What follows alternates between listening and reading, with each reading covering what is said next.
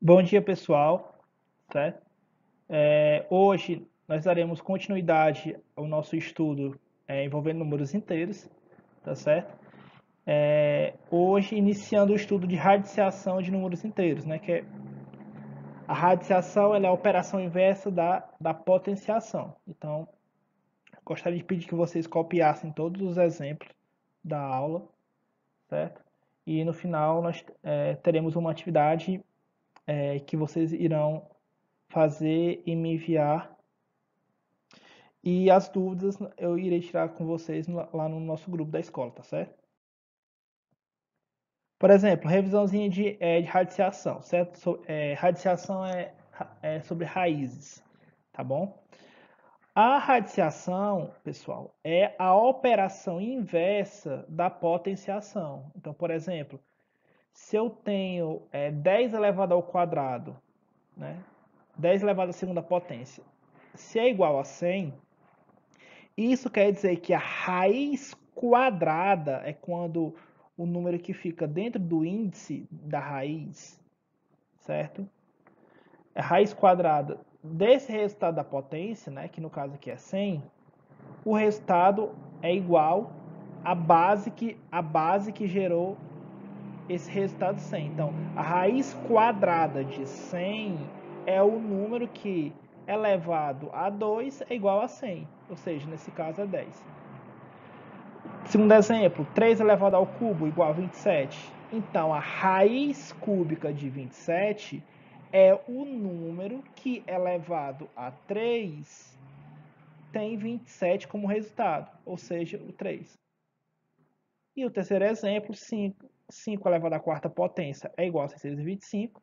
Isso quer dizer que a raiz quarta de 625 é o número que elevado a 4 tem 625 como resultado, certo? Esse número é o 5, tá ok? Então, assim, a raiz quadrada exata de um número inteiro, certo?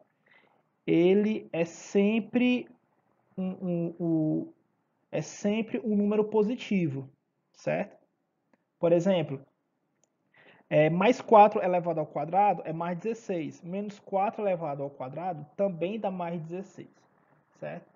Então, assim, quando a gente estiver falando em raiz quadrada exata de número inteiro, a gente está falando que o resultado dessa raiz quadrada vai ser sempre um número positivo. Vale vocês, atenção, vocês se atentarem para a seguinte frase lá do final. Nem sempre é possível determinar a raiz quadrada nos números inteiros, ou seja, no conjunto Z, né? Por exemplo, números como raiz quadrada de 10 e raiz quadrada de menos 36, eles não estão definidos nos números inteiros.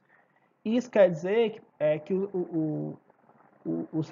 os resultados dessas raízes quadradas não são números inteiros, certo? Não pertencem ao conjunto dos números inteiros. Lá no sexto ano, vocês estudaram os números quadrados perfeitos. O que são os números quadrados perfeitos?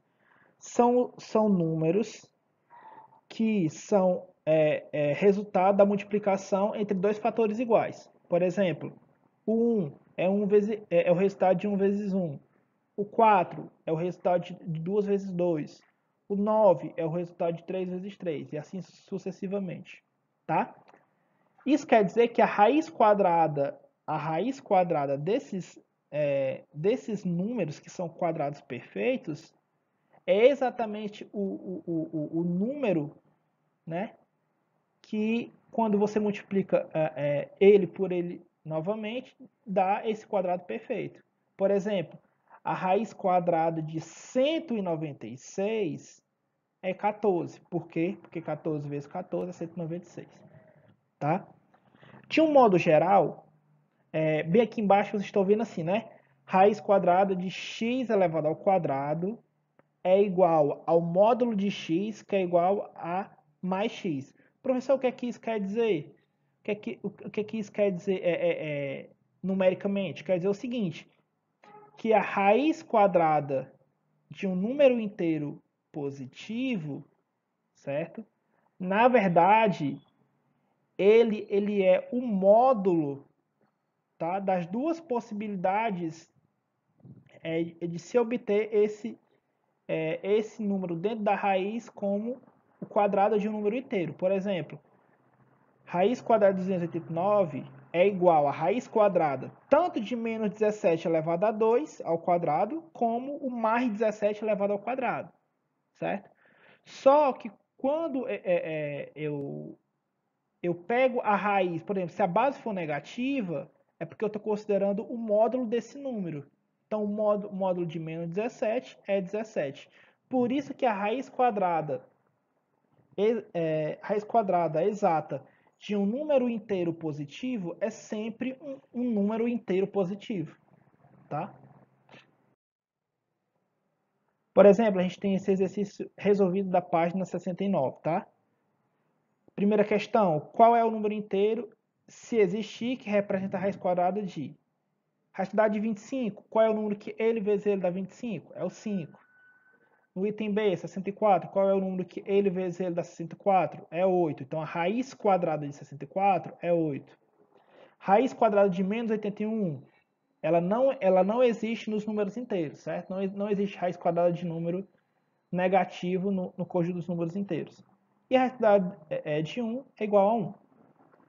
Nessa segunda questão, tem assim, entre os números raiz quadrada de 9, raiz quadrada de 25, raiz quadrada de 37, raiz quadrada de 64 e raiz quadrada de 80, quais deles não são números inteiros? Ou seja, a questão quer saber quais deles não tem dentro da raiz quadrada números quadrados perfeitos. Então a gente viu que o 9 é quadrado perfeito, o 25 o 64 mas a gente viu que o 37 nem o 80 são quadrados perfeitos, certo? Então a raiz quadrada de 37 e raiz quadrada de 80 não são números inteiros. E como atividade domiciliar, vocês vão fazer essa atividade da página 69, tá? Só vale lembrar uma seguinte informação, tá, pessoal? Por exemplo, essas raízes que tem o sinal de menos na frente, tá? O resultado nesses itens é um número negativo, tá? É o número negativo com o menos vem antes da raiz quadrada do quadrado perfeito que vem depois. Por exemplo, no item F não tem menos raiz quadrada de 900? A raiz quadrada de 900 é igual a 30, certo? Então, o resultado de menos raiz quadrada de 900 é menos 30, tá ok? Então, valeu, pessoal. Até a nossa próxima aula.